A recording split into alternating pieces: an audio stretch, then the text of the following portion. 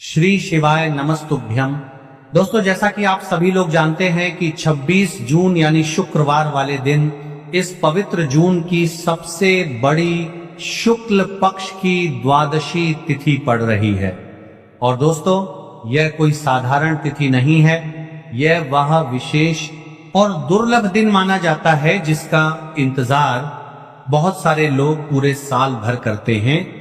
क्योंकि जब शुक्ल पक्ष की द्वादशी तिथि और शुक्रवार का ऐसा शुभ संयोग बनता है तो इसका महत्व कई गुना बढ़ जाता है।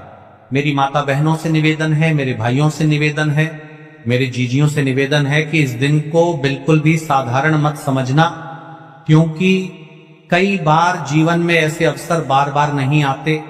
और जो व्यक्ति इस दिन श्रद्धा और विश्वास के साथ भगवान का स्मरण करता है, उसके जीवन में चल रही बड़ी से बड़ी परेशानी भी धीरे धीरे समाप्त होने लगती है।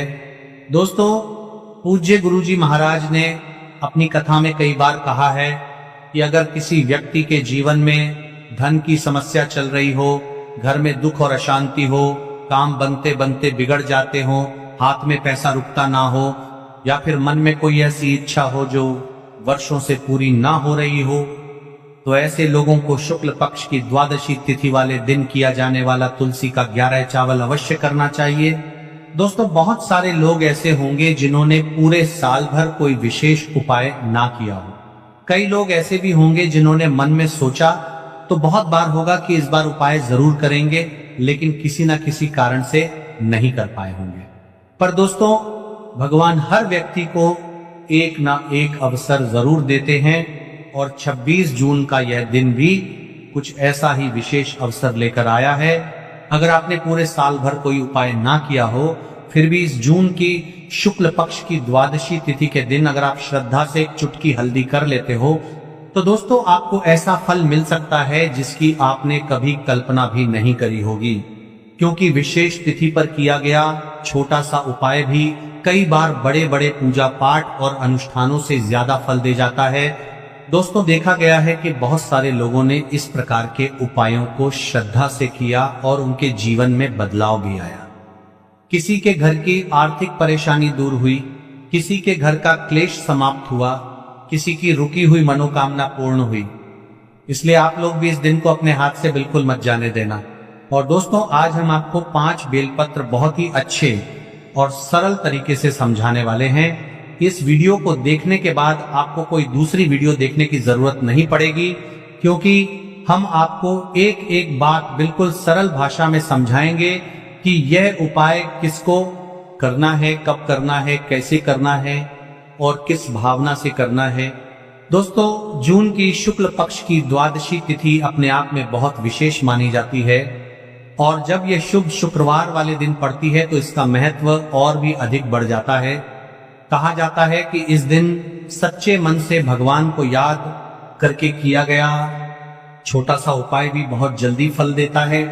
अगर आपके घर में किसी भी प्रकार की परेशानी चल रही हो, घर में धन नहीं टिकता हो, बार बार बीमारी आती हो, कामों में रुकावट आती हो, घर में तनाव और अशांति रहती हो, या फिर आपको खुद समझ ना आता हो कि आखिर समस्या किस कारण से चल रही है, तो दोस्तों ऐसे में एक आटे का दीपक आपके लिए बहुत लाभकारी माना जाता है।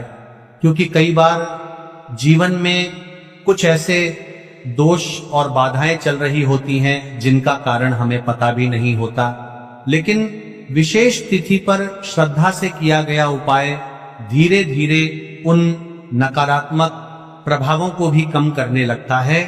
दोस्तों, इस दिन 31 चावल का महत्व और भी बढ़ जाता है, और जब कोई व्यक्ति इस उपाय को पूरे विश्वास और सच्चे मन से करता है तो भगवान उसकी प्रार्थना अवश्य सुनते हैं। इसलिए आप लोग इस उपाय को हल्के में मत लेना। तो चलिए दोस्तों, अब आगे वीडियो में हम आपको बताते हैं कि आखिर 7 चने की दाल को किस समय करना है, कौन कर सकता है, और इसे करने की सही विधि क्या रहने वाली है। लेकिन उससे पहले अगर आप लोग हमारे चैनल पर नए हैं तो चैनल को सब्सक्राइब जरूर कर लेना, वीडियो को लाइक कर देना, और कमेंट बॉक्स में श्री शिवाय नमस्तुभ्यम तो नमः शिवाय जरूर लिख देना। देखिए मेरे प्यारे भाइयों, मेरी प्यारी माता बहनों, मेरे भोलेनाथ के भक्तों, यदि आपके जीवन में कोई ऐसी समस्या चल रही है जिसका समाधान आपको दिखाई नहीं दे रहा, यदि घर में लगातार धन की कमी बनी हुई है, यदि मेहनत करने के बाद भी सफलता हाथ नहीं लग रही, यदि घर में क्लेश बढ़ता जा रहा है, यदि कोई मनोकामना वर्षों से अधूरी पड़ी हुई है, तो आज का यह उपाय आपके लिए अत्यंत महत्वपूर्ण हो सकता है। मेरे भक्तों, अक्सर क्या होता है, हम रोज मंदिर जाते हैं, शिवलिंग पर जल चढ़ाते हैं, हाथ जोड़ते हैं और वापस घर आ जाते हैं। इसमें कोई बुराई नहीं है, यह भी पुण्य का कार्य है। लेकिन कई बार भक्त पूछते हैं, महाराज हम वर्षों से जल चढ़ा रहे हैं, फिर भी हमारी समस्या समाप्त क्यों नहीं हो रही? तो देखिए, केवल पूजा करना ही पर्याप्त नहीं होता। पूजा के साथ श्रद्धा, नियम, विधि और समर्पण भी आवश्यक होता है। जब कोई उपाय विधि पूर्वक किया जाता है, तब उसका आध्यात्मिक प्रभाव मनुष्य के जीवन पर अधिक गहरा पड़ता है। आज मैं आपको भगवान भोलेनाथ से जुड़ा एक सरल किंतु श्रद्धा आधारित उपाय बताने जा रहा हूं। इस उपाय का उद्देश्य यह है कि भक्त कुछ समय निकालकर पूरे मन से भगवान के सामने बैठे, अपनी प्रार्थना करे और अपने जीवन में सकारात्मक परिवर्तन का संकल्प ले। सबसे पहले जान लीजिए कि यह उपाय कब करना है। यदि संभव हो तो सोमवार के दिन करें। यदि सोमवार संभव न हो तो किसी भी ऐसे दिन करें जब आप बिना जल्दबाजी के भगवान का स्मरण कर सकें। प्रातःकाल सूर्योदय के बाद या सायंकाल मंदिर में शांत वातावरण के समय यह उपाय किया जा सकता है। अब बात करते हैं इस उपाय की सामग्री की। आपको चाहिए एक छोटा शुद्ध घी का दीपक, थोड़ी सी रुई, स्वच्छ जल, यदि उपलब्ध हो तो कुछ बेलपत्र, कुछ पुष्प और सबसे महत्वपूर्ण आपकी श्रद्धा। भक्तों, याद रखिए, यदि किसी दिन आपके पास केवल जल और सच्चा मन हो, तब भी भगवान की पूजा हो सकती है। सामग्री से अधिक महत्व भावना का होता है। अब उपाय की विधि समझिए। सबसे पहले स्नान करके स्वच्छ वस्त्र धारण करें। मन में यह भाव रखें कि मैं भगवान के दरबार में जा रहा हूं, जल्दबाजी में नहीं, मोबाइल देखते हुए नहीं, मन में क्रोध लेकर नहीं, बल्कि शांत भाव से। जब मंदिर पहुंचे तो सबसे पहले मंदिर परिसर में प्रवेश करने से पहले मन ही मन भगवान को प्रणाम करें। इसके बाद शिवलिंग के समक्ष पहुंचे। अब तुरंत अपनी मांगों की सूची शुरू मत कर दीजिए। सबसे पहले भगवान का धन्यवाद कीजिए। कहिए, हे भोलेनाथ, आपने मुझे जीवन दिया, परिवार दिया, श्वास दी। आपके इन उपकारों के लिए मैं आपका आभारी हूं। भक्तों, कृतज्ञता से की गई प्रार्थना का प्रभाव अलग ही होता है। अब शिवलिंग के समीप शांत होकर कुछ क्षण बैठिए। यदि बैठने की व्यवस्था न हो तो खड़े होकर भी मन को स्थिर कीजिए। 3 गहरी श्वास लीजिए। अपने मन की दौड़ को रोकिए, अपने विचारों को शांत कीजिए और फिर भगवान को अपने जीवन की स्थिति बताइए। कहिए, हे मेरे त्रिकालदर्शी महादेव, आप सब जानते हैं मेरे जीवन में जो भी कठिनाइयां चल रही हैं, उनसे लड़ने की शक्ति प्रदान कीजिए। मुझे सही मार्ग दिखाइए, मेरे मन को स्थिर रखिए। भक्तों, ध्यान रखिए, भगवान से केवल समस्या हटाने की प्रार्थना मत कीजिए, समस्या का सामना करने की शक्ति भी मांगिए। यही सच्ची साधना है। अब जो जल आप साथ लाए हैं उसे श्रद्धा से शिवलिंग पर अर्पित कीजिए। जल अर्पित करते समय मन ही मन नमः शिवाय का जाप करते रहिए। यदि बेलपत्र उपलब्ध हों तो उन्हें स्वच्छ करके अर्पित करें। बेलपत्र अर्पित करते समय भी भगवान का स्मरण करते रहें। अब दीपक तैयार कीजिए, घी का दीपक जलाइए, उसे भगवान के समक्ष सुरक्षित स्थान पर रख दीजिए। दीपक जलाते समय यह भाव रखें कि जैसे यह दीपक अंधकार को दूर करता है, वैसे ही मेरे जीवन के अज्ञान, भय और नकारात्मकता को भी दूर करे। भक्तों, दीपक केवल एक ज्योति नहीं है, ये आशा का प्रतीक है, ये विश्वास का प्रतीक है, ये सकारात्मकता का प्रतीक है।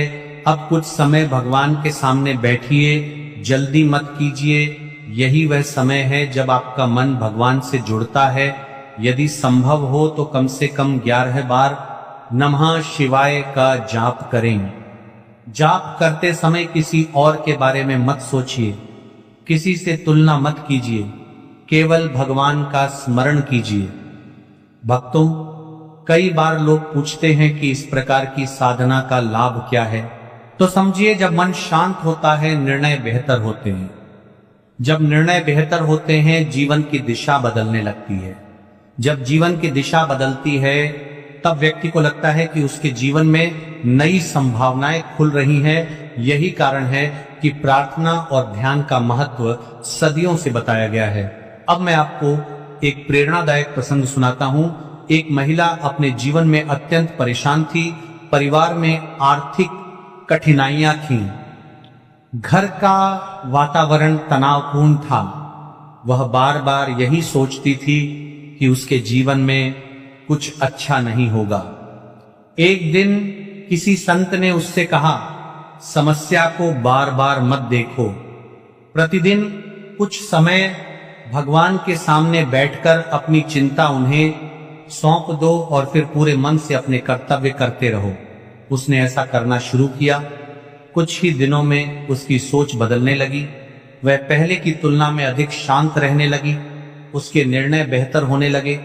परिवार का वातावरण सुधरने लगा और धीरे धीरे जीवन में सकारात्मक परिवर्तन दिखाई देने लगे। भक्तों, इस प्रसंग का संदेश यह नहीं है कि कोई चमत्कार रातों रात हो गया। संदेश यह है कि जब मन बदलता है तब जीवन बदलने का मार्ग खुलता है और भगवान का स्मरण मन को बदलने की सबसे बड़ी शक्ति है। अब इस उपाय की कुछ सावधानियां भी जान लीजिए। उपाय करते समय जल्दबाजी न करें, दूसरों को नुकसान पहुंचाने की भावना न रखें, किसी के लिए बुरा न मांगे और यह अपेक्षा न रखें कि अगले ही दिन सब कुछ बदल जाएगा। श्रद्धा रखिए, धैर्य रखिए और अपने कर्म करते रहिए। याद रखिए, भी कर लेते हैं 7 चावल के दाने, 5 आटे के दीपक सिर्फ आपकी साधारण मनोकामनाएं पूरी करेगा, बल्कि घर परिवार में शांति, सुख और समृद्धि का भी स्थायी साधन बनेगा। यह उपाय कोई कठिन साधना नहीं है। इसमें न तो बड़ी बड़ी सामग्री चाहिए, न ही जटिल अनुष्ठान। बस श्रद्धा चाहिए, भक्ति चाहिए और शुद्ध भाव चाहिए। याद रखिए, उपाय करते समय केवल एक ही संकल्प हो आपके मन में, हे भोलेनाथ, हे गणेश जी, हे माता लक्ष्मी, मैं आपकी शरण में आया हूं, मेरी समस्याएं दूर करो और मुझे सही मार्ग दिखाओ।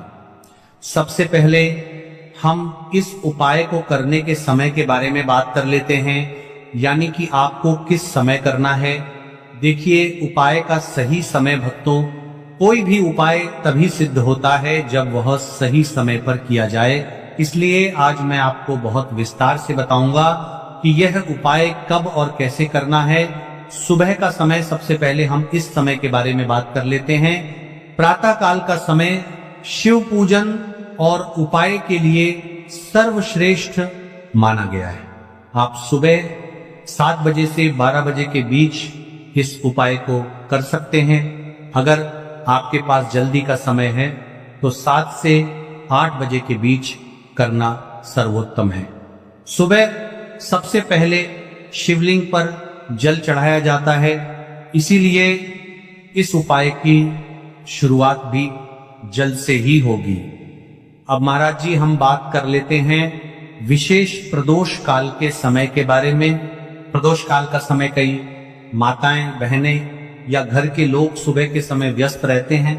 ऐसे लोग इस उपाय को शाम के समय प्रदोष काल में कर सकते हैं। प्रदोष काल का समय साधारणतः सूर्यास्त से लगभग 2 घंटे पहले से 1 घंटे बाद तक माना जाता है। इस उपाय के लिए शाम 5 से 7 बजे तक का समय बहुत शुभ है। बरसात के मौसम में 7:30 या 8 बजे तक भी किया जा सकता है, लेकिन यह ध्यान रहे कि कई मंदिर 8 बजे बंद हो जाते हैं। अब यहीं पर कई सारे लोग हमसे ही प्रश्न कर लेते हैं कि महाराज जी आप ही बता दीजिए कि सबसे उत्तम समय कौन सा है। तो देखिए कौन सा समय चुने अगर आप दोनों उपाय 31 चावल और 5 दीपक साथ करना चाहते हैं तो सुबह का समय चुने। अगर आप केवल दीपक वाला उपाय करना चाहते हैं तो प्रदोष काल का समय भी उत्तम है, लेकिन यदि मनोकामना की पूर्ति और संपूर्ण फल की इच्छा रखते हैं तो सुबह का समय सबसे श्रेष्ठ रहेगा। उपाय की सामग्री के बारे में जान लेते हैं। अब देखिए महाराज जी हम अब बात कर लेते हैं 7 चावल के दाने वाले उपाय के बारे में। ठीक है, देखिए आपको 5 आटे की दीपक और 7 चावल के दाने वाले उपाय को साथ में ही करना है, लेकिन सबसे पहले हम बात कर लेते हैं 7 चावल के दाने वाले उपाय के बारे में। 7 चावल के दाने 7 अंक का विशेष महत्व है। यह पूर्णता और 7 लोकों का प्रतीक है। ध्यान रहे ये चावल शुद्ध और अखंड होने चाहिए। फूटे हुए या टूटा हुआ कोई भी दाना नहीं चलेगा। इन्हें आप अपने घर की रसोई से भी ले सकते हैं, लेकिन अगर घर के चावल टूटे फूटे हैं तो नजदीकी किराना या अनाज की दुकान से ताजे चावल ले आइए। 7 दाने अलग कर एक छोटी कागज की पुड़िया या पूजा की डिब्बी में रख लीजिए। अब देखिए महाराज जी हमारे साथ चावल के दाने तो हो गए, यानी कि आपके साथ चावल के दाने निकलकर रख लेना है। अब हम बात कर रहे लेते हैं 5 आटे के दीपक के बारे में। 5 आटे के शुद्ध दीपक, 5 आटे के दीपक। ये दीपक साधारण गेहूं के आटे से बनाए जाएंगे।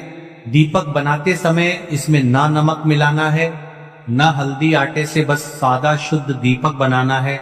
हर दीपक में गोल बत्ती की रुई का प्रयोग करना है। तेल इतना भरे कि दीपक पूरे उपाय के समय तक प्रज्वलित रहे। तेल आप सरसों या तिल का ले सकते हैं। ये दोनों ही भगवान शिव और देवी देवताओं को प्रिय है। कई सारे लोगों के मन में यहाँ प्रश्न भी रहता है, तो देखिए इन उपायों को तो करना ही है। बाकी यदि कोई अन्य सामग्री लेकर जाना चाहते तो वो भी लेकर की जा सकता है। यदि आप सुबह के समय इस उपाय को करोगे तो आपको सबसे पहले एक शुद्ध 1 लोटा जल अवश्य लेकर जाना है। सबसे पहले महादेव की शिवलिंग पर आपको 1 लोटा जल समर्पित करना है, क्योंकि सुबह का समय है इसलिए शिवजी की शिवलिंग पर जल चढ़ेगा। उसके पश्चात हमें इस उपाय को करना है। अब जैसे कि कोई अन्य सामग्री लेकर के जाना चाहता है, बेलपत्र, पुष्प, चंदन या धूप अगर आप साथ ले जाना चाहें तो और भी उत्तम, पर याद रहे ये सिर्फ अन्य सामग्री है। मुख्य सामग्री सिर्फ 7 चावल 5 आटे के दीपक। तो अब देखिए महाराज जी हम सबसे पहले बात कर लेते हैं 5 आटे के दीपक बनाने की विधि, यानी कि आपको क्या क्या सामग्री मिलनी है और क्या नहीं मिलनी है। कई सारे लोग गलत तरीके से भी बनाते हैं। तो देखिए अब सबसे पहले गेहूं के आटे को एक साफ बर्तन में लीजिए। इसमें पानी डालकर हल्का सा गूंथ लीजिए।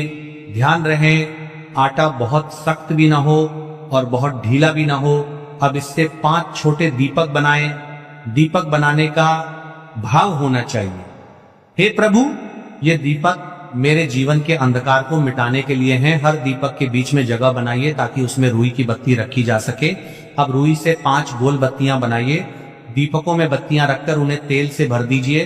तेल इतना होना चाहिए